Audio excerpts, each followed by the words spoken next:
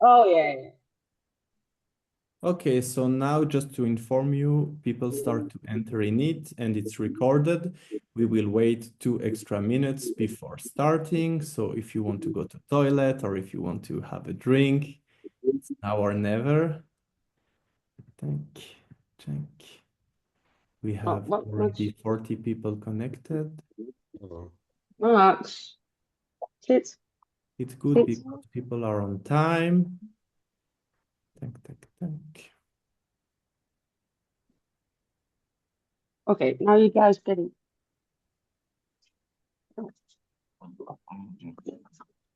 The registration is free for everyone, so it's why we have so many registration. We have like 130 people now, and when they register, they have to write in which country they are from. So after the meeting, I will be able to do a kind of statistics, how many people and how many countries were connected. So it's quite interesting. But they still are in the waiting list, in the waiting room or not? No, now I accept them as soon as they arrive. So It's they are just, listening us. yeah, now we have already we have people from already. I don't know if you can see the list, Francesco, of participants. Yeah, well, it's better that I don't touch anything, Joy, Okay. because then I can do like Kristi. Yeah, So and we have lost I am so bad with computers, it's not even funny anymore. uh, we are all the generation. Yeah, yeah. Kylie. Ah, okay. Back. I'm back. My goodness. Okay, I was afraid. Me too. Okay. Now, sit still. Sit. You could. Okay, I will see. Just let me check a last time on Facebook if there are questions, because sometimes, okay, no, it seems to be okay. So meeting is open. I still have to accept the new one who are a bit late, but it's one click. So I will give before we talk, I will ask the International Chihuahua Club President, Mr. Francesco Cocchetti, to welcome you. Thank you, Joy. Good evening, ladies and gentlemen, and welcome to this round table. We are delighted to introduce this night our three speakers, each bringing their own international perspective and experience to this conversation. They will be interviewed by Joe this night. First, I want to introduce Kylie Tilley from Australia, whose work and passion for Chihuahuas have made her a respected voice in the field. She will share insights on the breed's characteristics and what makes them such unique companions. Next, we welcome Kristi Green from the United States. With her extensive experience, Kristi will offer valuable perspectives on Chihuahua care, behavior, and the special consideration needed when raising and training this breed. Finally, but of course not the less important, we are pleased to introduce Kristy Leest from the Netherlands. Kristi will contribute her knowledge on the breed's development as well as her personal experience working closely with Chihuahua in a European context. Together, our speakers will explore the many aspects of this remarkable breed, from personality, care, to the bond they create with their owners. Before to start, I would like to remember you that you are very welcome to our next ECC show that this year will be in Finland from 9 to 11 of October 2026. 9, it will be the day of seminars. We will organize 2 seminars. one regarding the comment of the breed standard, and the other I will help him, and the other one from Joe, it will concern how to train, how to handle a Chihuahua in the show. Well, let's begin, and I wish you a very nice and interesting evening. Thank you, Francesco. Thank you so much. I will just close your video for now. Tack, tack. So we have a bigger view on our three guests. Before we start, I just want to ask you please to keep your camera and your microphone off to really have only the two Kristy and Kylie speaking tonight. I have the option to close it if you make a wrong, you press the wrong button. I will be a bit the commentator of the evening, asking the question to the girls. My English is not so fluent, especially as Kristy from America and Kylie from Australia. I hope you will understand me. If you have anything you don't understand, I will repeat. And before we start, as I told you a few minutes before, we will discover more about you, about your breeding, about your life with Chihuahua through these the questions we have prepared for you. But can you please briefly explain us from where you are, which continent, which country, from how many years are you connected with the Chihuahua, and to make something simple for the start. So maybe I will ask Kristi Green to start, and then Kristi Leest, and then we will go to Kylie. I'm Kristi Green. I am from the United States. About 3 years ago, I moved from Colorado, which is where I started in Chihuahuas, to North Carolina.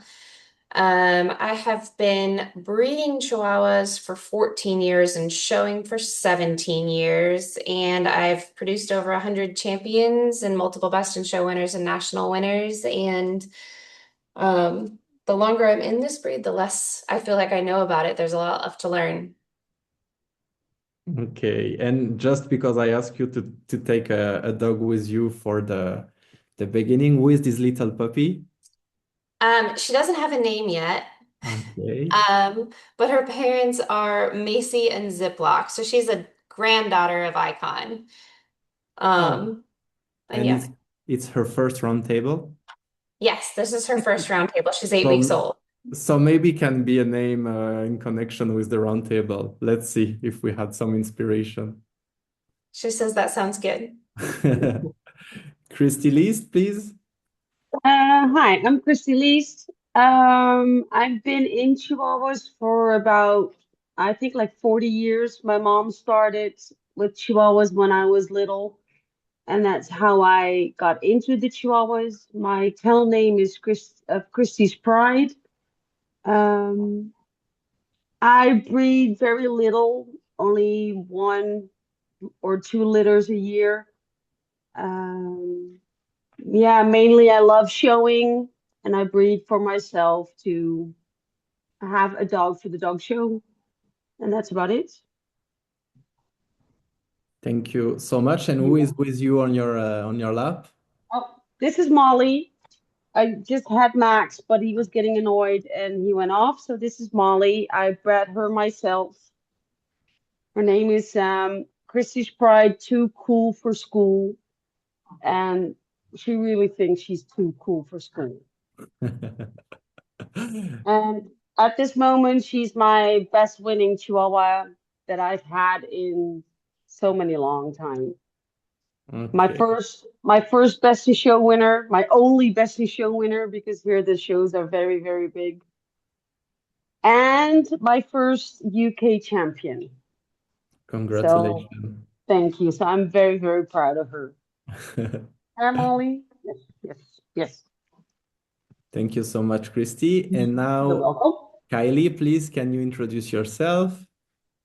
Good morning. I am Kylie Tilley. I am in Adelaide, Australia. It's very early this morning for us. It's 3:30 in the morning, so it's very dark outside. Our household is asleep.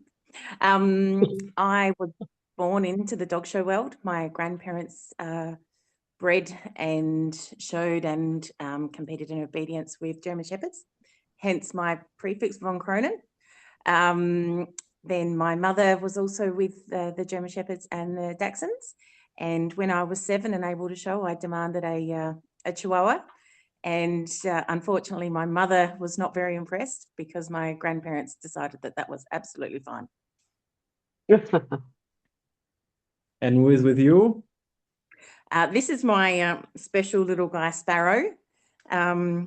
He is almost 6 years old. He was born without an eye and he's got a hair lip. And he's my best dog in the world. Okay, thank you so much, girls, for this short introduction. As I told you, but I will just repeat it for the people joining this roundtable. It's a roundtable. It's a discussion. It's we are not here to say who is wrong, who is correct. We are not here to make a huge debate. The idea is really to have your breeder experience, what you are okay to share with us, what you are open to share with us. We make it in a very friendly way, and the idea is really to make a free discussion between us. So don't hesitate if you want to speak about something else, or if you want to, I don't know the correct word in English, but to jump to conversation to another, to do what you want. So we will start with a very basic question. We would like to know what first inspired you to start breeding Chihuahua. Maybe we can start with Kristi Green. So I had a boyfriend shortly after I moved out to Colorado that had a couple friends that we hung out with, and they had a little tiny Chihuahua named Leah, which later on I kind of learned wasn't a very good one, but she made me fall in love with the breed. And I pretty much decided that as soon as I could get one, I was going to get one. And about a year or so later, I got my first little Chihuahua just from random pet breeder that I found on the internet. And I pretty much thought she was the most amazing thing that I had ever spent time with. Unfortunately, she was terrified of the world.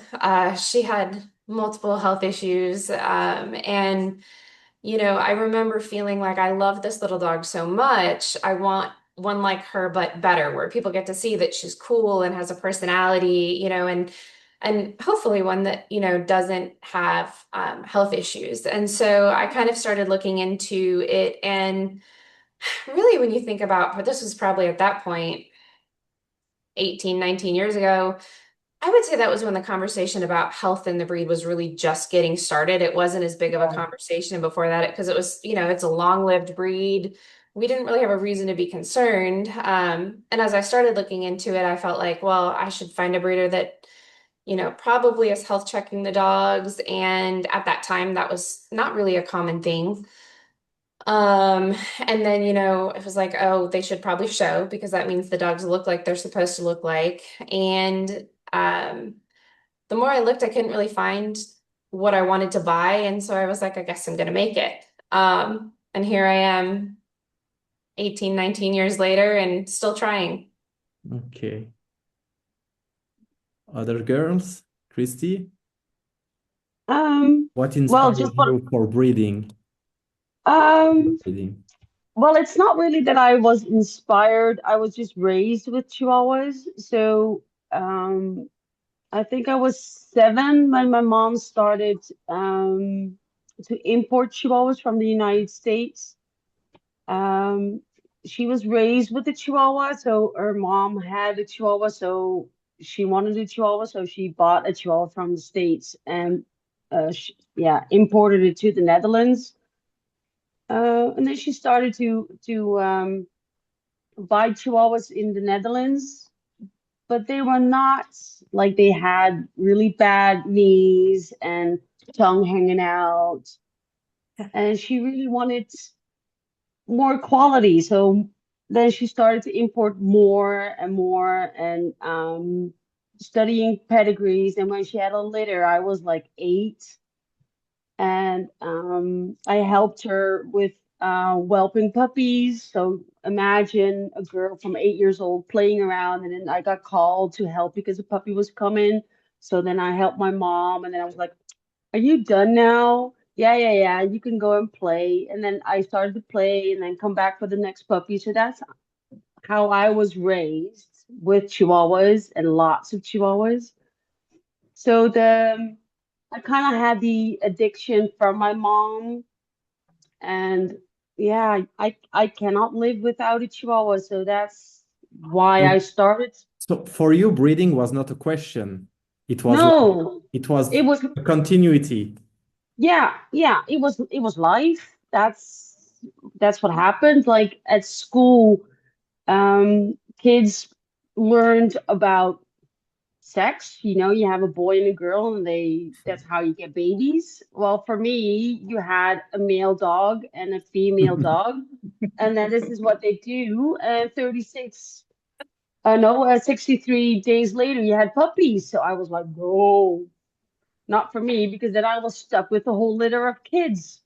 So that's that's my education. It was normal for me. I And thought it was weird when I went to friends' house that they didn't have a dog. I thought that's weird. So for me, it wasn't a choice. It was just a life. and just another question for you, because you have this strong family link with the breed. Nowadays, do you have the feeling that you are doing the work of your mother and grandmother, or you really see it like your own choices and I see it as my own way, because my parents wanted me to take over their kennel. And to be honest, when I moved out of the house, it kind of hurt. Their kennel kind of went downhill in quality. And no, I didn't want to take over the kennel name. So I started my own kennel name. That's why it's Kristi's Pride. It's my pride. It's my gang. It's mine. And I did start it out with my mom's dogs. So I went to the kennel. I said, "Oh, this puppy I want, and this puppy I want." And I said, "Oh, can I have this one?" And I just took it. And then with my birthday, I got the pedigree. And so I did start out with my mom's breeding, and then just found lines and dogs to to put into my lines. And that's now, I think I have now 15 generations. So I'm now breeding for, I think, about 28 years. Yeah. Okay. Thank you. You're welcome. And you, Kylie from Australia, what inspired you to start breeding? I think it's a bit of a story between the two Kristies, to be honest. Yes, I was born into the show world, which is, a good start. But having the shepherds, the background with shepherds and not the Chihuahuas, it wasn't until I wasn't lucky like Kristi Leest to have a generation of Chihuahuas to pull from. So we had to find our own and then bring that success from the shepherds that we'd known into the breed for us. The Dachshunds and the shepherds left the premises pretty quickly once the Mexicans moved in, and they just organically took over our world. We showed I'm a junior handler from the get-go, so I was lucky enough to form my skills pretty substantially growing up in the show world. And I suppose my mum passed away a few years ago, and before she'd passed away, we had bred together some sound Chihuahuas, and it was just about developing a better type, and that just happened as we sort of had an eye for the dogs and were able to get hold of a fair few. And I suppose probably the biggest asset to our kennel now is the foundation that my mum had built with very sound dogs, which took a while because it wasn't, you still have to develop the relationships with the Chihuahua folk before they give you the access to the good dogs. Yeah. So that took some time and some convincing. And probably one of the biggest hurdles was when Mum passed away. It was, sort of finding your next group of, your peers that you want to spend the time with and where you do have similar ideas. So developing the friendships across Australia to start with, and now much more easily the world, has sort of helped me get my eye in with my own dogs, but being able to work in with some really fabulous people, our little village that we call it, our family. So in a nutshell.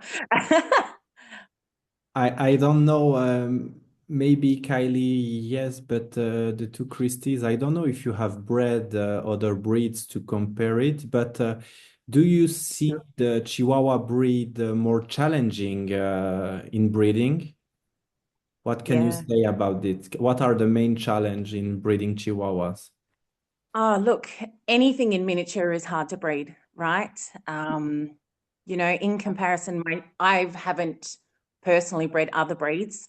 My sister is also involved with showing dogs, and she has Australian Shepherds, and I'm always really envious of when she tells me she's got a bitching whelp with 12 puppies. Yeah. We know the size ratio of puppies in a litter to those bigger breeds, and the other breeds tend to just spit them out, where we're waiting for those two to come out, and hopefully they come out naturally. Okay, and other girls, anything to say about what can be seen as the big challenge in breeding Chihuahuas? It's the size is the biggest challenge, because the puppies are, compared to the size of the mother, almost, if they have 3 puppies, they are almost half of the weight of the mother, like when they're all due. I have seen in other kennels. Hold on, my dogs are outside and having an We idiot. don't hear them, no problem. No, but I hear them. And but I helped in kennels with Cane Corzos, and indeed they had a bitch in whelp in a room with a camera on it, and it whelped 15 puppies. And I was like, you're not sitting next to the puppies? No. I'm like, oh, I have them right here, and sometimes you need to pull the puppies out. So that's the biggest challenge, I think. And then trying to, well, raise them, like when their eyes are open, keep them alive. Yeah, especially when you have one my smallest one was born 60 grams, and then it lost 5 grams, so it ended up to be 55 grams. And keep it alive and do anything what you have in power to keep them alive. That's it. Yeah. That's the biggest challenge. Go ahead. No, I'm done. I was just going to say, I also had not bred other breeds. Growing up, we had gotten a couple ducks from the farm store, and I bred ducks. So that was my precursor to Chihuahuas. The ducks were a little bit easier. They did it all themselves. But I think that the biggest challenge kind of goes back to what the other gals said, is you get a small litter. You don't get as much to pick from. You don't know which puppy is in line with what it's going to produce next time and not. The first bitch that I wanted 4 best in shows on was absolutely stunning, and her sister to this day is the ugliest dog I've ever bred. And people were always, why didn't you repeat that breeding? And I'm like, because I'm not sure which one was 1 in a million. And I think that inconsistency in the breed it makes it hard to know what direction to go later on. Because you can have a beautiful dog that isn't going to produce itself, and kind of, a common one that may do really well. And you know, I don't think that there's a way to know that until they've had a litter or two. Yeah. But I think one of the other mix and match here, you know, they have, you know, the Aussie Shepherds, they have those 12 puppies, go around to their house at 8 weeks old is nothing in comparison to my beautiful litter of 2 baby Chihuahuas at home. No smell, nice and clean, easy to look after. Whereas, you know, Tina will, you know, they'll want to start getting rid of those puppies at 8 to 10 weeks because it's just chaos. yeah. The luxury to be able to keep our puppies until 12 and 14 weeks and Yeah. actually see how well they're developing. You know, it's a catch-22. Do we want 12 puppies or do we want to keep them for that bit longer to be able to assess them better? I had one time, I had a litter of 5 puppies and 5 females, and I wasn't keeping them all because they were not what I wanted. So I sold them all. But normally I keep them at 12 weeks. And now Yeah. at 10 weeks, I called the owners and said, come and pick them up, because they were, they were girls, and then 5 girls. They were running the household. They were driving me mad. Teenagers, so 5 teenage girls in your Yeah. house. Yeah. So that's like the only litter that I had. I was like, oh, come and pick them up now, because they were driving me nuts. Yeah. And the other time, like now I have 3 puppies from Max and Molly, and they're now 6 months, and I still cannot pick, so I'm keeping them all 3. I don't know what to do, so I keep them. Yeah. And I can say that now because my husband is just gone, so I can say that now that I'm keeping them. I have another question, staying a bit in this topic. You say that the size is a challenge, but have you bred with bigger females? Have you seen a difference using biggest females, or for you there is no specific link with the size of the female? Or For me, yes and no. I have had bigger bitches that are like little over the 3 kilos, that had C-section. I stopped mating them, but then I had one female who I bred her first litter, and she was 1.8. And I was like, 1.8 kilo is very small, but she was still young. She was like 18 months, so she was not really fully developed. And she gained, like when she had her first litter, after her first litter, she developed. So then she became a nice 2.3 kilos. So, and she was free whelping. And I thought 1.8 kilo is going to be giving me problems, but she free whelped, and actually from her I kind of built on my line of free whelping bitches. And even Molly, who is a bigger female, she free whelped. So it's okay. Yeah, it for me, I've seen both ways. I've seen small have C-sections, but small also free whelped. But all giving me one normal puppies, except one bitch who gave me one puppy, and the puppy was 320 grams. That was the biggest puppy I've ever had. That But was a birth? yeah, That's crazy. That's amazing. it was. I took an X-ray because I wanted to see how many puppies she had. So I took an X-ray, and it was just one. Like it was from here to there, one puppy. So I said to the vets, okay, this is going to be a C-section because she cannot poop it out. And I said, I will wait until she has contractions and then I come. So the next day I had another vet, and I said, well, do you have time for a C-section because I'm coming in? Oh, well, just wait. I was like, you know what? You go and look at the X-ray, and I will drive with my bitch to the practice. And then I showed up. He said, yeah, we're going to do a C-section. But this was one male, and he grew up a normal size. So it was not that because he was born 320 grams that he will turn out to be 6 kilos. No, he was a nice 2.8 boy. Is it You're getting okay, the nutrients. Kylie and Kristy, when we speak in kilos for you, you can easily Yeah, much make better. because I know you speak in pounds. For me, it's very difficult to speak in pounds, so I hope it's Yeah, okay. I don't know what pounds are because even our pounds are different than the US pounds. Yeah. Most I of can us make are a rough moved over to estimate. Canada. Yeah. What did you So say, if we Kristi? if we come back from the first question, do you see a difference breeding with biggest females, Kristy from USA, for example?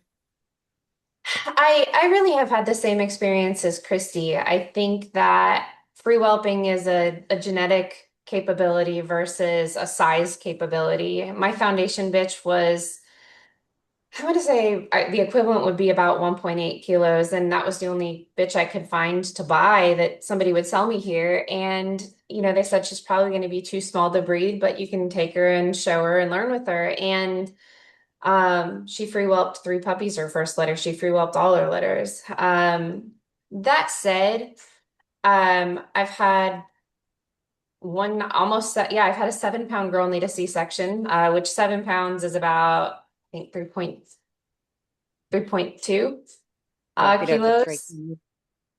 kilos. And so I don't find that size correlates with their ability to free whelp. It's just, is it in the maternal line or not? Yeah. And it's probably one of the easiest things to lose I have found, breeding wise. Most Yeah. definitely.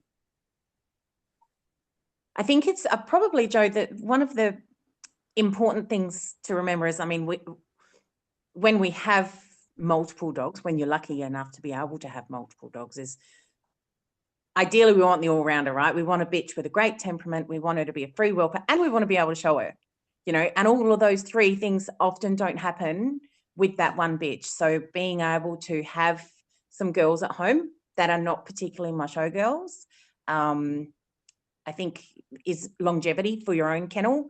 But being able to see that as well, that not every single dog in your kennel is going to hit the show ring.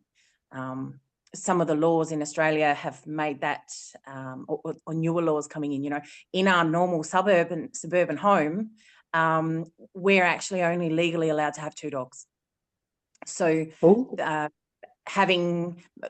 that's not every state, but the majority in South Australia where I'm from, you can only have 2 dogs unless you get a permit. And in a suburban property with neighbours everywhere, it's really unlikely that you will be able to have a permit to breed your dogs. I was lucky enough to be able to purchase some property before the laws all came in, and I have a good kennel license and the facilities, but being able to have those girls at home to continue that and to be able to breed, to show those few dogs that we do, it's great to be able to show a lot of dogs, but it becomes expensive and, time consuming as well. So it's important to have those free whelpers and those bitches that can do it, but being able to juggle the type, the size, the universal type of dog as well is really, really difficult. I'll always, at home, my girls are always slightly longer than slightly longer, generally to, that length, the extra length in loin to be able to hold their babies as well. Like Kristi said, these girls that are potentially 2 kilos with a litter of 3 or 4, if we're lucky, do end up potentially 4 kilos, at time of whelping. So yeah, roundabout way. If I'm from Switzerland, here we have a few rules before breedings. It can be the temperament test, it can be the patella, it can be it is. We have to do official patella test, official temperament test, and we have other requirements. For example, here in Switzerland, we cannot use for breeding a female under 2 kilos. So do you have some specific rules like that connected with, I don't know, patella, heart, molera, size? Yeah. Do you have maybe Kylie, do you want to go ahead? Yeah. No, we don't. It's all by choice what we do.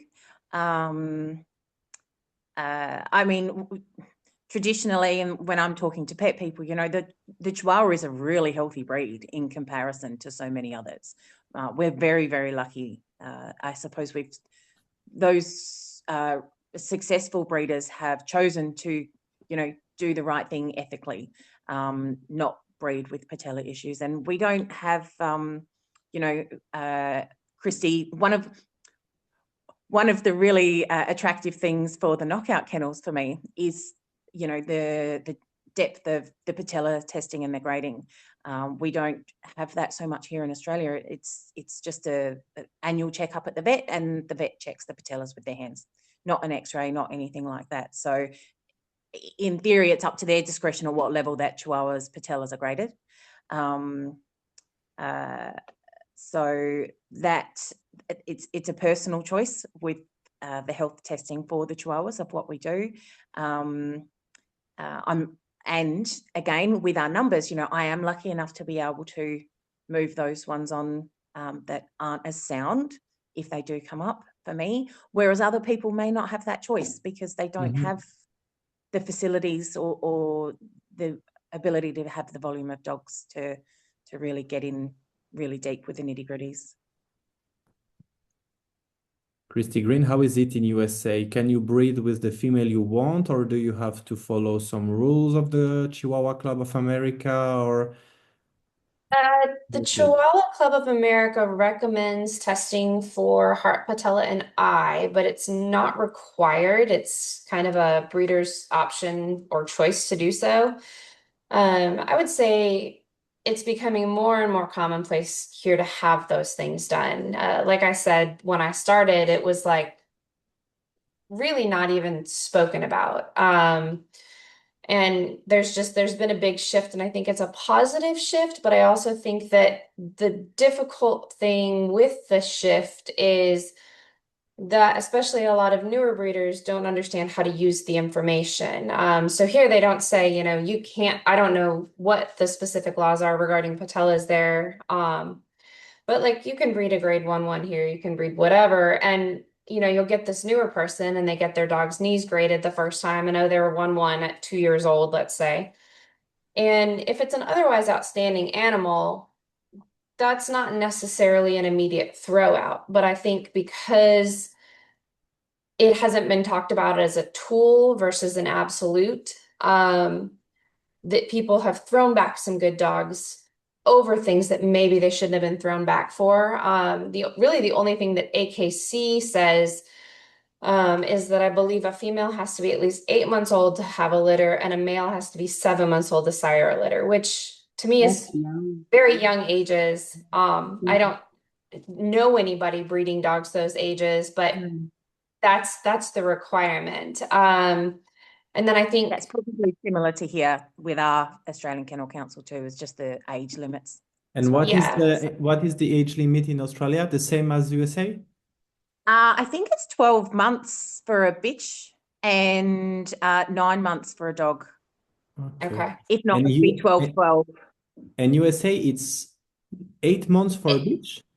8 months for a bitch for a girl and as well. 7 months for a dog. Yeah. And that's AKC, not the Chihuahua Club of America. I don't believe the Chihuahua Club of America has a suggestion or requirement for age. But yeah, the AKC's and theoretically you can still register litters from dogs that are younger than those ages, if you can prove that they're out of those parents, which is, I mean, you know, it's crazy to me that you would breed something that young because you don't even know what it is, but that's the only requirement here. Okay. And in the Netherlands, Kristy Leest?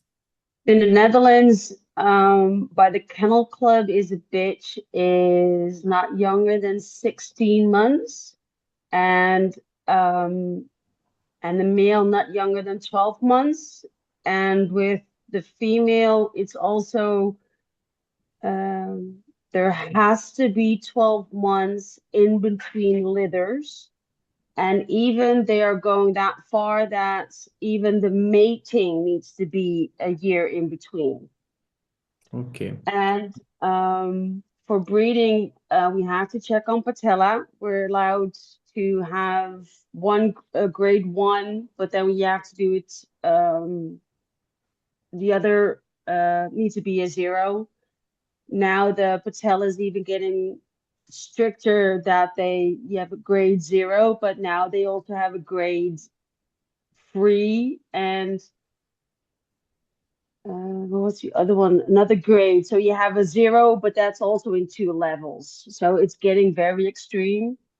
Now we have to also have the noses measured because the Netherlands wants to be ahead of all the brachiocephalus dogs, so all the French bulldogs, the Boston Terriers, so all the flat noses.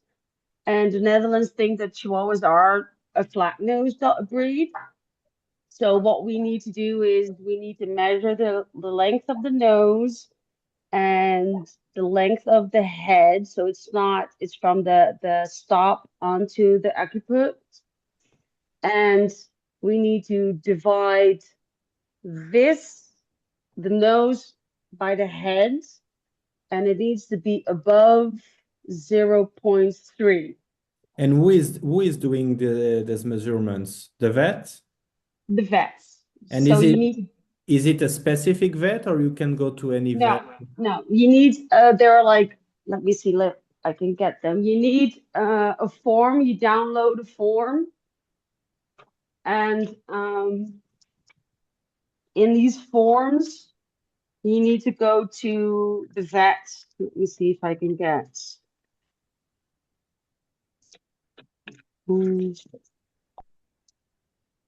So you need like a form where the eyes are checked. So if there's white showing, we don't want for every dogs who wants to be into a breeding program. Chihuahuas. Okay. Yeah. Yes. So they need the eyes checked if they are like not, you've got these EC eyes. The nose needs to be checked. And this is for all new dogs that start to be over 12, or it's even for dogs that are already 6 years old that want to be used? Yes, because they did this, I think last year. Okay. So all the dogs, even if the dogs already had litters, we need to do this. So they want longer noses. Unfortunately, the government wants 1-on-1.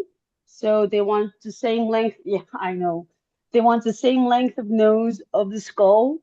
And that's what the government is going to. So these are all these activists. They want healthy dogs. But the breeds are going out. So it's going to be worse and worse in Chihuahuas. Okay. Yeah, Is that because they have a lifetime, Kristy? Do they only need that test once, or do they need it at 12 months and then again 12 months later? No, once. Yeah. But even I will not give them ID, but even once we all know that the head of a Chihuahua is not the same at 12 months or 3 years old. Yeah. But let's go at 12 months as soon as you can do. Go before the head kind of goes like that. Yeah. And the thing is they want it over let me see, I've got here of Molly. Molly is a 0.3125. And the goal is to be over 0.5. Okay. You're not getting that. Because it's a ratio. They want like the longer nose. So they want a nose of at least 4 centimeters. Yeah. And that, I mean, that's hard to get a 4 centimeter muzzle in, a 2.8 kilo dog. Yeah. And for me, honestly, sorry, I give my opinion. but it's more your roundtable. But for me, it's not a question of length. It's a question of harmony of the size of the skull and the muzzle, because you can have a 4 centimeter muzzle and having a hydrocephalic heavy skull who is absolutely not sound at all. Yeah. So, yeah. And I once I see, the thing is I sometimes I say too much, and I said at one time to one of these government people, and I said, listen, Chihuahuas already have 1/3 of the head. So are you going to measure from there to there? Then we're okay. But if you're going to measure from here to there, then I we're in mean, trouble. They measure the They do it from here to there. Okay. So Well, then I it's said, well, over then, the dome. yeah, from here around. So Oh, not from here to there. so No, they from use a here. soft like Yeah. when you okay. Yeah, like what you do with making clothes. That's what they Yeah. get. So yeah. I didn't know that. No, Okay. so probably yeah, if it's gonna be the end, it will be the end for me for breeding, because I am not gonna breed Chihuahuas. I'm not gonna breed Taco Bell Chihuahuas. No, because they I was want just Taco about to Bell. say a Taco Bell Chihuahua. They want Taco Bell Chihuahuas. I mean, I don't think the Taco Bell Right. Chihuahua's nose was that long. No, I- Not but 4 I centimeters. don't think it was. no, but they We're want talking inches there, not centimeters. no. Yeah. But they have this for French Bulldogs, Boston Terriers, Lhasa Apso, Shih Tzus, Japanese Chins, Chihuahuas, Maltese, Griffon. Griffon, all the 3 Griffons, the even the Papillon. Affenpinscher. No, not the Papillon, Affenpinscher. So they have all like the short-nosed Okay. boxers, Dog de Bordeaux. Yeah, all the Mastiff and Molossoid. Yeah. Girls, you are all into the Chihuahua breed for many years. Let's speak a bit freely about what you have seen improving regarding maybe can be temperament or health issues. What have you seen improving, or in versus what should we really focus? Who wants to speak about that? It's a bit main discussion, but I think there is to say. Maybe we can speak about temperament if it can be a first line of discussion. I think it trends really, Joe. I know when if we're traveling or whatever, and there's not a large number of Chihuahuas being shown against each other, people just get a bit more relaxed about what they're actually showing. Whereas if there's a high volume of number or some specifically good dogs in an area, the level of the dog generally, the overall breed tends to rise. And I do think that when we do see those bigger numbers, the temperaments in comparison to 10 years ago are far more reliable. And that's not just for, examining on the table, but just their general attitude and individual confidence that they do have. But then sometimes I'll go one day and I'll go, oh my God, what's happening to this breed? They just surprise you. Okay. I've seen, if I look back on that, my parents started to breed in the 80s. If I look back from the 80s until now, a lot has improved. I think in the 80s and 90s, they were all focused on heads and not on movements. And now I see more and more better movements. But now that I learn more about movements, I do think we need to improve more in the movements. Yeah. Because in the 80s, they were like all showing the dogs like this was better, and half of them were on the arm and not on the floor. So we have improved of that. Only if I see here in the Netherlands, we need to improve in movement, and that's more like the front and the rear angulation. Some of them are very narrow in the back or like really wide in front. We need to improve in that. So we have improved a lot, but still we need more improvement. More Yeah. depth of it, Yeah, deeper in yeah. things. Even those dogs that we don't bring out to the shows still need to have that Yes. solid construction. Yes. And I think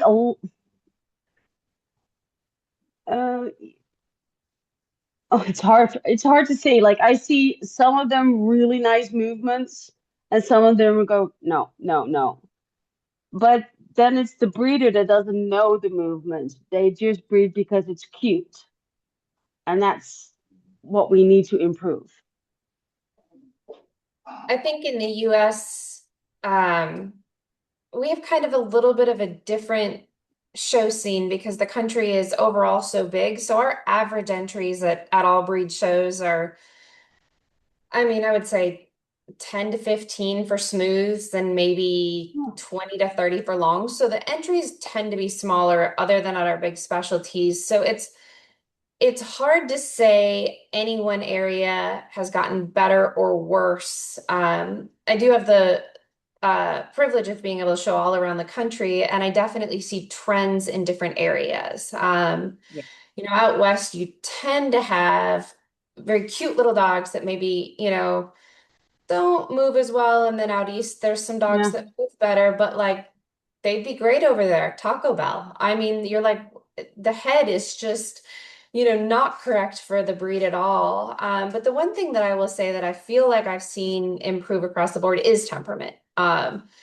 Just from when I started, there used to be rings full of dogs that did not want to be there. You know, a judge being bit at was not an uncommon thing. And it's been years since I've seen a Chihuahua try to nail a judge. But I think temperaments have definitely gotten better. Maybe we've become a little bit more conscious about exposing and socializing and training them because of the reputation the breed got. But I think temperaments are pretty solid, you know, especially at our national. I was really proud of the breed because I felt like, I mean, there weren't tails down, dogs were happy, dogs were terrier-like, they were saucy. And that's where we do get a big entry, where you'll have, you know, 300 of the best Chihuahuas in the country there. And the fact that the temperaments were so good this last year or two, I was really proud of US breeders for that. But I think that there's still a lot of areas that need work. Movement structure, basic stuff like that. You know, they aren't really things that are even talked about in the breed. And that makes it tough to make them better. Yeah. I think one of the collective conversations that we have is that it's breeding and showing is not cheap. Our households are set up for our families, our human families, but very much for our dogs. We spend so much time with the dogs when we're heading out to shows and when we're breeding. If they don't have a good temperament and those rock solid bases, we're investing so much, not just money, but our time, and our time's important. And I think that that's one of the biggest things from, you know, mum breeding in the 80s in comparison to now. We have to get smarter, you know, not just with what we've got, but with our time and the time that we can put into them. And then if the dogs don't have the great temperament and we go out there and we spend 8 hours a day or 16 hours over a weekend with these dogs that have got their tails down and the judges aren't going to look at them in comparison to that American Cocker Spaniel, we have to do better because it's not efficient, it's not economic, it's not, you know, all of those things. We don't go and enjoy our time, and our time is valuable. So I think that that's a big thing about bringing the breed, not just the Chihuahuas, but everybody's dogs up, right? We need them to be on the same playing field as the German Shepherds when they go out into the ring. Otherwise, we're not going to enjoy ourselves. Yeah. The only thing is that's hard because Chihuahuas don't have the personality of a German Shepherd. And They don't. they So don't. we have They to. think they do, but so you become very protective of these Chihuahuas with great personalities to not make them that, for example, a German Shepherd will destroy the temperament of a Chihuahua, Yeah. So if we go to dog shows, I never take a Chihuahua alone. I always have a social companion. I always say A coach. no, the mentally support dog. I always Yeah. bring a mentally support dog. Yeah. So Kristi's so that Kristi Green's little veg. yeah. So and then I go to my friends who have like petit bassets. They are very, very friendly. So I kind of bring my dogs in contact with her dogs because they have friendly dogs, so they get used to other dogs, so that they don't get run over. To have good temperaments, when they're happy in the ring, and that they're not scared because they're judging Dobermans on the next ring. So then my dogs are like very confident to be there because they are not afraid, or they're not scared that they get run over or get bitten or whatever. But I do protect my dogs. Yeah, So and that's an important point you mentioned, because for some people, the Chihuahua attitude that they see and they speak about attitudes, most of the time it's fear, and it's not a yeah, real confidence. It's a fear, or the big dogs or things like that. Sometimes it can be useful when you have a bit of shy dogs and then he start to be barking the Doberman and standing better. yeah, But technically, we prefer that the dog is standing like that without being into a huge stress. And yeah. but I just want to ask you something, because Kristi, Leest, you mentioned it about the movement. I would like your opinion. I don't want to be how to say, I don't want to be bad with the Chihuahua community, because we are all part of it. But do we have, especially people with toy breeds, do we have some, how do you say in nice English? Um, I have the feeling that sometimes people with Chihuahua, the first goal with a puppy is to have the puppy walking on the leash, no matter about how is the body and the full constriction and the movement. And I have the feeling that sometimes at the moment it walks on the leash and the tail is up, everything is there. But we forgot to focus on the angles of the shoulder, the proper shape of the back legs, the parallelism.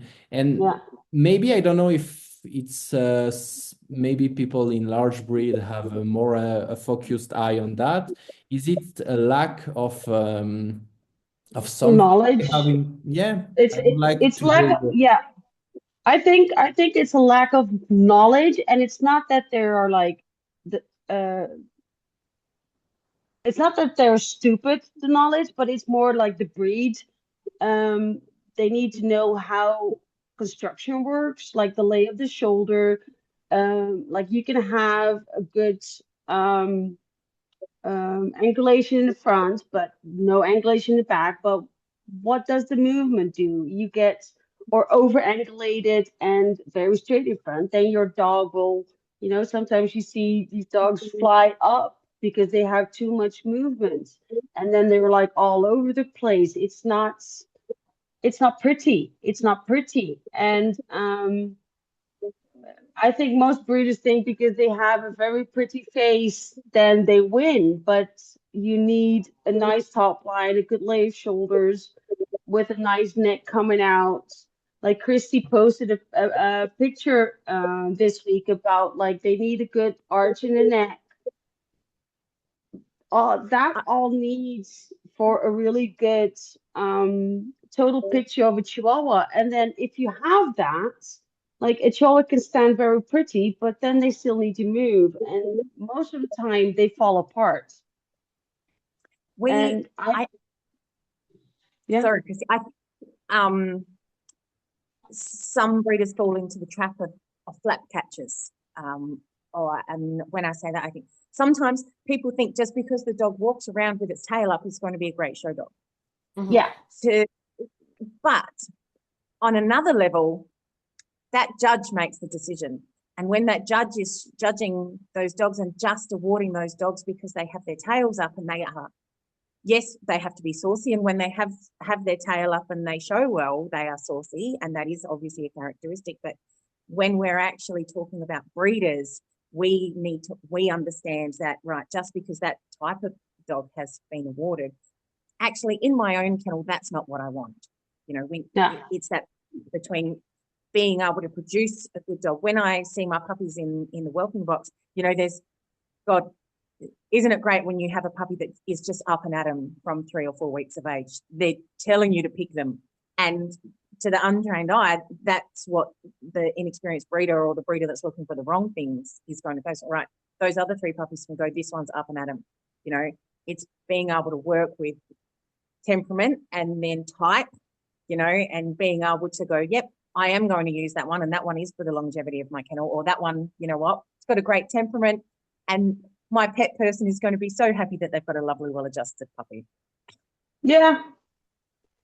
But even for me, for my breeding, like I don't listen to the judges.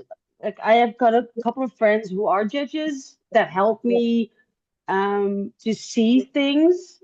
Sometimes you get like focused on one thing and then they remind me, oh, look at this, look at that. But then when I enter and a judge doesn't like my dogs, I don't get mad or whatever. I go like, okay, he doesn't understand Chihuahuas. So then I'm like, okay. But other breeders, they do rely on the judges. Yeah, and then I think that's their own thing, not me. A judge cannot tell me, and now I'm being very cocky, but I've been in breeds for 40 years. I have seen so many Chihuahuas. My mom had at one point 130 Chihuahuas. So I have seen Chihuahuas. I have seen ugly ones. I've seen 3-legged ones. I've seen non-tail ones. I've seen shit ones. And no, it's what I want to breed is what I want to see in a Chihuahua. And I think I'm on a right track. I'm not there yet, but I'm on a right track. And yeah, and I think now in a couple of years, I've been doing very well with my Chihuahuas because I have movements. I've got type and the showmanship. Yeah, I've got some little faults that I want to improve, but that's something that I want to improve. But other breeders, I think what they need to what? Yeah, many others don't come away with that perspective that you do, Kristy. You're right. Yeah. And even in all these years, I've read the standards over and over and over. And if I go like, what is it again? Even if I read it 60 times, I read it again. I read the American standard, the English, the UK standard, the European standard, and you need to understand Chihuahua structure, like the whole package. And the hardest part also, except breeding, is no Chihuahua is the same. No Chihuahua is the same. And you have a breeder like Knockout has her own type, and Misty Meadows have their type, and you have Dartan had his own type. You know, you see these breeders who had all into their own view. Interpretations. Yeah, and that's what they have, like really a stamp on them, and that's what I like too. Like every breeder has their own idea, and it's still all a Chihuahua, because a Chihuahua is not a Doberman that you have. If you have 40 Dobermans, gosh, they all look alike. I go like, But then you have Chihuahua. For you, it's an advantage that we don't have a huge consistency and homogeneity in the breed. No, I love the variation of Chihuahuas. I love, and even like if you have a black and tan Chihuahua or a cream Chihuahua, they can be the same, but they're totally different. And that's what I love. Like, no Chihuahua is the same, but still they're, But you yeah. know, when you kind of touch on that, it's interesting to me because I think that when you think about a really great Chihuahua, they always have a lot of things in common where, you know, you may Yeah. see a Misty Meadows Chihuahua and you may see a knockout Chihuahua and you may see, you know, but you're almost always going to have a beautiful eye and a beautiful ear and you're going to have Yeah. a good skull shape and you're going to have a flat Yeah. back and you're going to have, Yeah. there's things that the hallmarks. that transcend our interpretations. And I think that, you know, it's funny going back to the judging comments, you know, I agree with you. I go because that's where I get the points to finish my dogs. It's very rare that an opinion means a lot to me from the judges.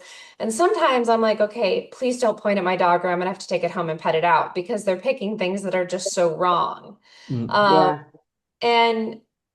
But I do think that there are consistencies that we see across the best dogs worldwide in the breed. And I think that those are the things that really make the breed special. Yeah. And if we speak about dog shows, okay, we all love to win, but what do you really expect from a good Chihuahua judge? What is for you the key points of a good Chihuahua judge? I think that they're going to consider the whole package. They're going to look for a dog that is compact and alert. They're going to look for a dog that has the general shape and make that's prescribed in the breed. You know, you're going to have a correct top line, a correct tail, set in carriage. You're going to have a head that is round and ears well set, large eyes. Judges that can even just get that far and reward those basic traits are going to come out ahead 9 times out of 10. Yeah. Because a lot of times you go back to, oh, well, it walked around the ring with its tail up, so it's the best one. Boom, we're done. And most of the time they've missed the best one, like by a landslide. And so I think when it comes to a good judge, they're considering the whole package without ignoring breed type. Absolutely. I think as well, you know, even if I don't win and the judge has been empathetic on the table and, you know, that's always a win for me, especially when I've got the babies. But one of the things that in our judging scheme we've sort of been taught, and when the judges do this, I'm always appreciative, is that we're judging the Chihuahua on the ground. You know, they should judge them on the ground. Obviously, they don't approach the ground, but when the judges are examining them on the table, they are just checking their teeth. They are checking their measurements. You know, they're checking their depth and their spring of rib. That's fine, and obviously the flatness of the tail. But it's in, it's out, it's done, and when the dog is on the ground is actually when our opinion is formed. And those judges that take too much time on the table, you know, the longer that those dogs stand there in a challenge lineup, the worse they're going to get. Don't take your time, mate. Choose it. The best, the one. Standing. Absolutely. And that for me makes a judge a great judge. You know, even if they've come up with the wrong decision, if they've been empathetic with the dog on the table, they've done it briskly, they've done all of those right things. They haven't scared any dogs. That's, you know, regardless of I'm happy with that. You know, I'm happy with that. Yeah. Yeah, me too.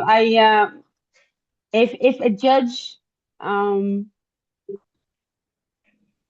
says, like for example, last Crufts, when with the smooth goats, when Marie Thorpe judged, she asked them all to like pick up, and a couple of friends who are not into Chihuahua, they were like, huh? What is she doing? I was like, well, this is typical. This is how you judge a Chihuahua. If you want to see heads, ask them to lift up the dog, and then you see the heads, and then you can compare the heads. I don't know if they do that in the States or in Australia, but here they don't.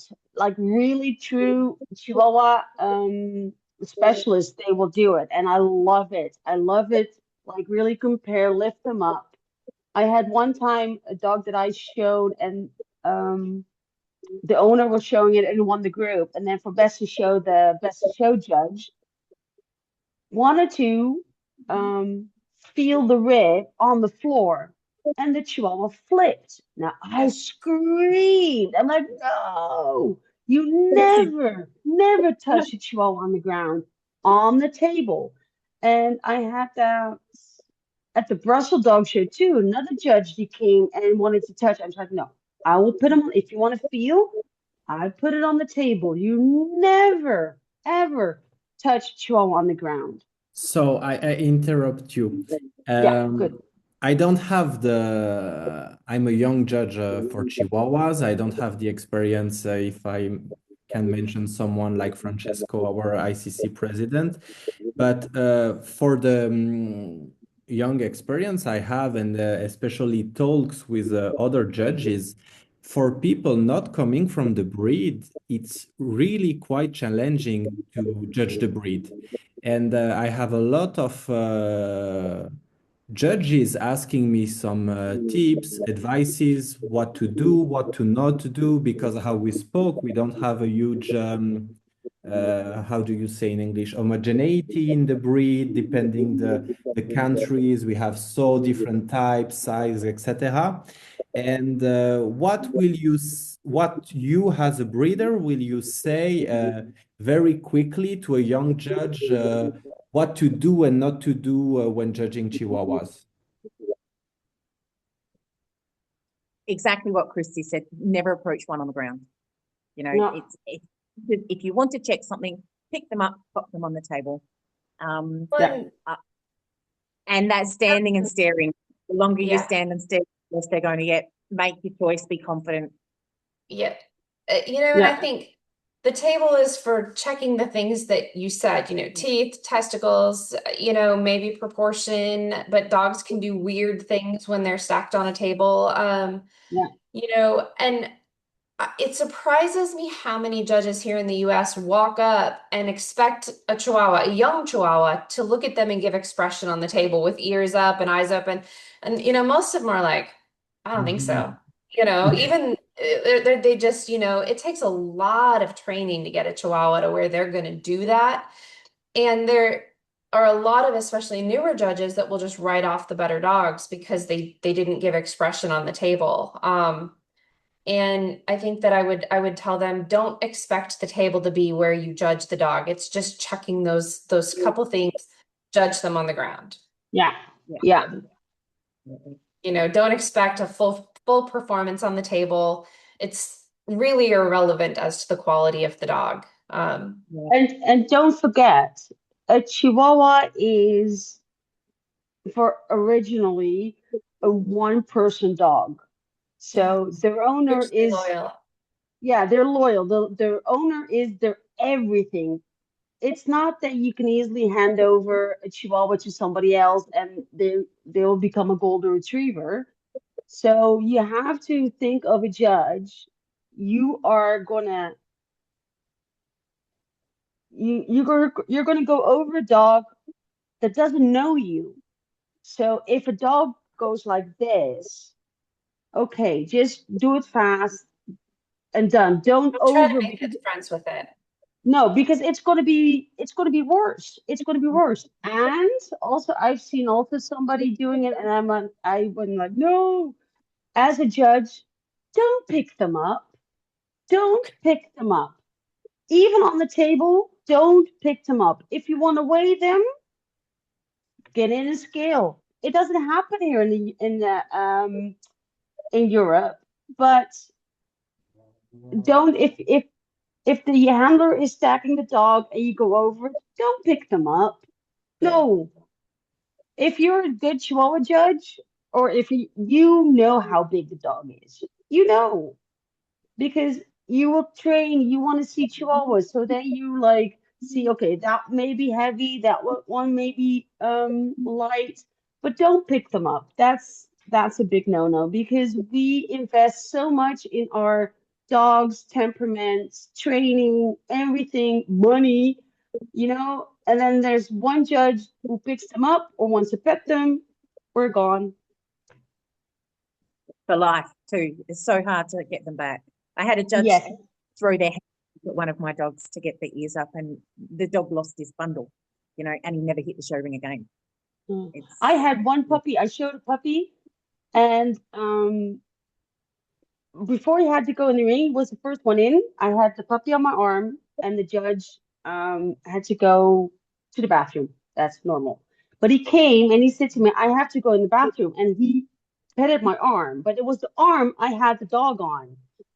And the dog was fine. Nothing was wrong when he did it.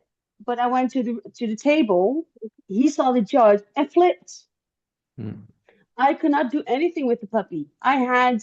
The puppy would never show for me. I had to give it to somebody else to get the confidence back, because for me, he would never show again. So that's how Pretty unique. deep and how. Yeah. What did you say, Kylie? I didn't understand. It's unique for the Chihuahua.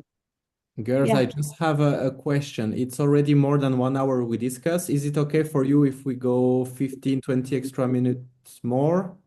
Or do you have something to do? Kylie, do you need to go back to bed?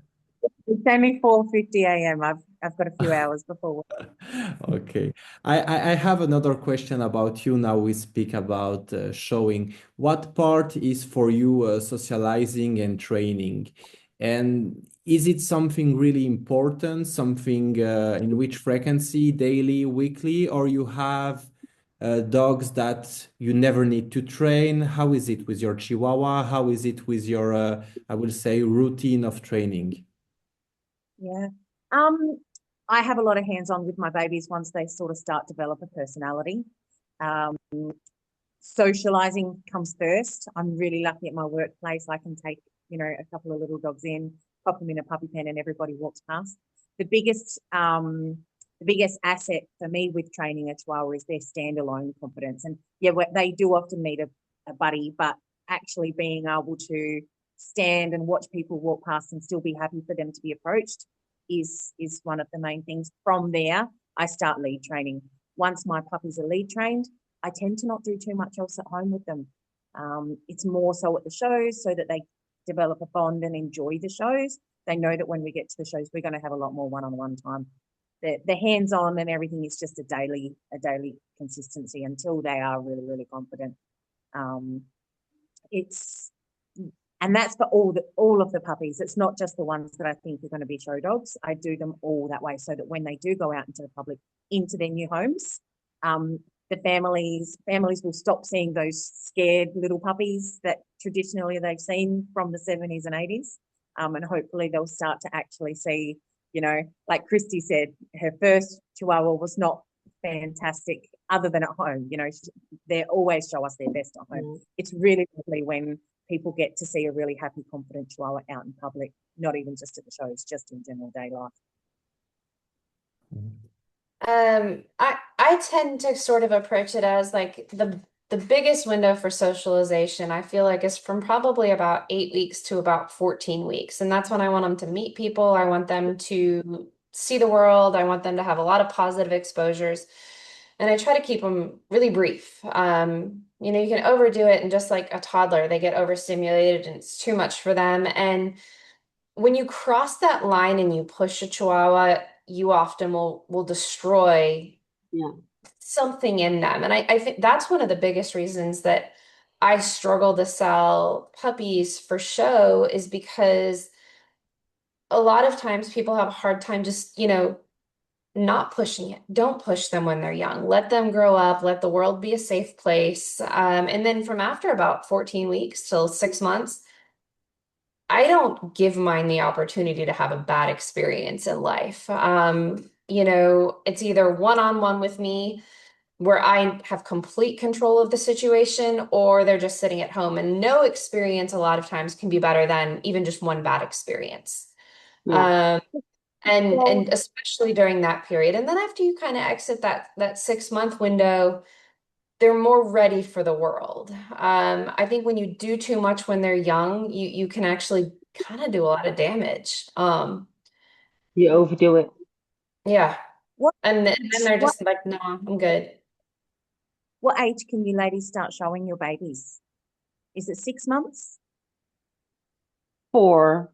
Yeah, 4 to Or 6 here too. We have like baby puppy. Yeah, yeah. There's 4 to 6, that's minor puppy, and then 6 to 9 is puppy. Yeah. We can start showing from 3 months. Oh, But really? another, so and that's, this big sometimes. Yeah. Yeah, so I generally have a rule of thumb. We're not allowed to have our puppies on our showgrounds until they are 12 weeks old at least. So generally, the first couple of shows that my pups go to, even though they can show, I don't show. They just get to enjoy life, Yeah. no pressure, no having to walk on the lead. Once they've become a little bit more accustomed to, what it's like at shows, that's when we start showing. But it's so much on these tiny little dogs, right? The world is a Yeah. big place. Yeah, I start also actually on the same thing. I've noticed what I've been doing a lot with my litters is when the puppies are born, um, I keep them in a washing basket and they sleep next to my bed, and when I'm downstairs, I take them with me, and I love puppies. I just like I kiss them. I have them a lot in my hands so that they know what hands are. I I know when my dad would never let me touch the puppies, and then you get like these. So Right. I always touch my puppies. I stroke them. I put them around. Maybe it's like too much, but I think it's working. And then as soon as when they're like walking around, I let them walk around. When they're like 12 weeks old, I take them to my show training. I have every week I have show training, and I just bring them with me, put them in a pen, and everybody walks around, and then they see. Before the show training begins, I let them run through the whole area, and they're just like being idiots. I just let them being stupid, run around playing, and when I run after them, then they go back to bed. And with 4 months, I bring them to the dog show, and if they walk, they walk. They don't, they don't. I Do, don't push them. do you have or do you had a dog that has been a really how to say a great show dog, but people had no idea all the work you did behind? That was really a difficult dog, like I don't know, maybe for the table or for walking properly on leash. Do you have such a dog on your side? I've had in the past. I have had a lot of dogs that were not leash trained. I had one dog. It took me, well, a good 4 months to get him walking on the lead. And even I went to a show training, and nope, he did nothing. And he was entered, and I was like, okay. And at a show, I bought what we call a frikandel. It's just like fried piece of meat, and I bought it there, and I showed it, and he walked. He went best of breed, and he walked, and I was like, oh, such an idiot. I've been trying for 3, 4 months to get him walking, and then all of a sudden he does it. He gets a We need brain, and he does it. See, I Yeah. get the opposite. I train them for 4 months and they walk beautifully, and I get to the show and they're like, nah, Nah. Yeah. doing that. Yeah. And we all know how difficult it is. We have these beautiful dogs in the ring, and then we go to get that best in show photo. No, Yeah. no ears. Nope, don't want to stand there. I'm done. I've done what I needed to do. Photos for Chihuahuas are atrocious. I had when you're talking about the photo I had last in December. I had the big winter show, and I won on the Saturday. I won a toy group with a Chihuahua, and on the Sunday I won a toy group with another Chihuahua. And the first Chihuahua he's very skittish of the photo booth because of the flashes. Yeah. And it took a long time to get pictures taken.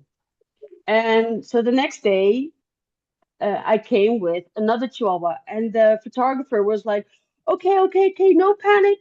We need to be calm. I said, no, this is another Chihuahua. Oh, thank God. So yeah, taking photos with Chihuahuas is so hard. Yeah. It's such a nice breed, Chihuahuas. And I have maybe it will be the last question. Let's see what, yeah. If we speak about the standard, we have we have the FCI, the British, the Australian, the American, but I will say that we already made a roundtable about the comparison of the standard.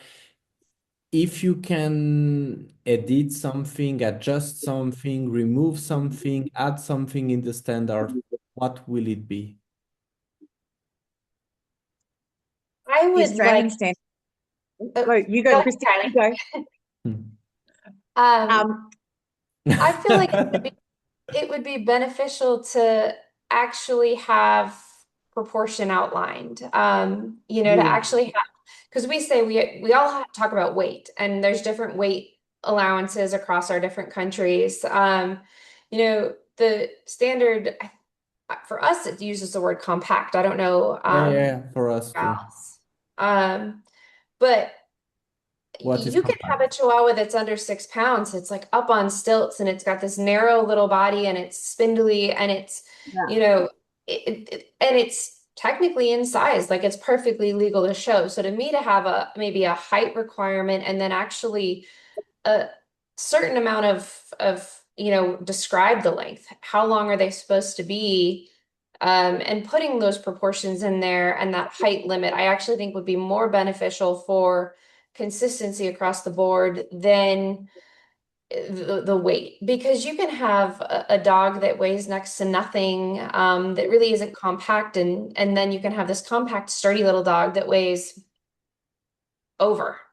So I don't think that weight serves us that well. I'd love to see something put in where we actually talk about this is the ratio we want ideally for the breed. And I think that would help judges know how much to forgive deviations when they happen. Yeah, that's what I would like to see change. I agree that too. And I also the proportion is good, but also that somehow a description on we want them more up on leg, not like long legged, but now we're getting very low-legged dogs. That's also hard to see, like have the proportion, because some of them are getting out of proportion. Because Well, and the struggle with that is, so here, it's like, we'll say, oh, the legs have gotten too short. And so all of a sudden they want them up on these stilts. And it's like, no, let's go to correct. To me, it's okay. You want the amount of length of leg equal to your depth of body, and that, but we see too many deviations. I mean, I've had them. I've had more leg than that, and I've had less leg than that. And I agree, putting something into that context clearly would be beneficial of saying, that length of leg should be equal to X. And just if we outline those parts of proportion a little bit more, it would be easier for people to understand. Whereas right now it's like, oh, look, that dog is square. And I'm like, yeah, but it's long and it's tall. It's no longer compact. But yeah, I agree. It's like, because you see these variations in leg length, and it's like, well, what is correct? Yeah. And even if even when they have like the bitches, you have them a little bit longer in loin, but then they go like, but then the dog is long. Yeah, but it's not long. It's a bit longer than it's high, but it's still in proportion. But it's not that it's low on legs, because it has a long loin. No, and a lot of people don't see that. 100%. They don't see where those proportions, because you can have a dog with plenty of leg that's long, and you can have a dog that has not enough leg that's short. It's that loin that makes the bigger. Yeah. I think one of the keys, and Rick and I talk about this all the time, is it's got to be scalable, right? It doesn't matter. Slightly longer than high, it says in Australia, and that's fine, but it has to be scalable. I mind a little bit of extra size, as long as when we scale them down, everything is still in proportion, and it's the overall balance that we need. And you guys are right. If we could actually say, you know what, slightly longer than high is 1 centimeter, longer than tall. Yeah. Easy peasy. Instead of me presenting at lectures, slightly longer than high, slightly longer than high. Let's put it in and let's get some determination in and some guidelines. Yeah, and then you have also what Kristy said is the length of leg equals the shoulder to the depth of the chest. That also needs to be, yeah, you need that scale like that. In the Right. tree length of the chest. In Yeah. French, we say profondeur. Yeah, because it's Yes. it's like from there to the elbow, but then you also have the depth of the chest is below the elbow. So you can have from the ground to the withers and from the chest to the sit bone. That can be a proportion, but you also have that proportion. So Right. it's everything together. Lectures, we don't have to use fingers. Somebody's Girls, looking at us without sound. girls, can I ask you to bring back one of your Chihuahua for the end, if it's okay for you, just to have a Chihuahua? It's more What do you? Which one? the one you Puppy. want. Yeah. Oh, this is the first one that comes. Okay. I don't know what my thing just did a. Oh, Wilco, do that again. Yeah, you. Yes, we are waiting, Kylie. She has her dog in collecting her dog. What's more?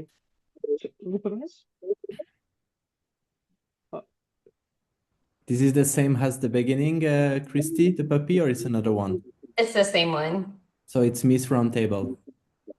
It's Yes. Miss Roundtable. Ah, you have a puppy. Barrow's gone. And here, so Oh. cute. And so cute because we have 3 different colors. Is that a boy So, or a girl? This is so a little girls, boy. I really would like to thank you. I had a lot of questions for you, but maybe it will be an idea to do a second round. I really want to thank you for being so flexible, because I know especially America, Australia, it's not so easy as us in Europe for the timing.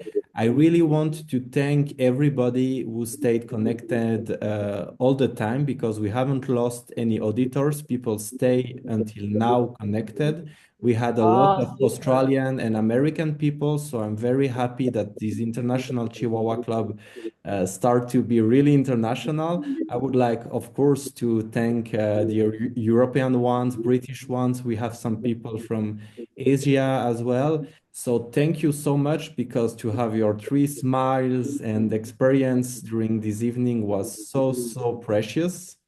And to see you with your Chihuahua now, I have goosebumps. It's so nice. Yeah. So I will just give you, just to say bye-bye to everyone. And Kristi Green, you can start. See you guys later. Thank you so much. Kristi Leest. Bye. Thank you. It was fun. Kylie. See you later, guys. And in the morning, g'day, mate. And thank you so much for everyone watching us. It was our third roundtable. We had the first one about the comparison of standard. The second one was about faults in Chihuahua. And this third one was about breeder experience. This roundtable is recorded, so as soon as I can, we will post it on our YouTube channel, so you will have the opportunity to see it. I see now in the chat that people are thanking you for this great opportunity. Thank you from Norway. I will not ask you to write extra question, but because some of the girls need to go to work, other to sleep, so I will let them go. But Kristy, Kylie, thank you so much again, and Thank you, see you soon somewhere. See you Bye. See you. soon. Thanks, Joe. Bye bye. Bye Thank you so bye. much.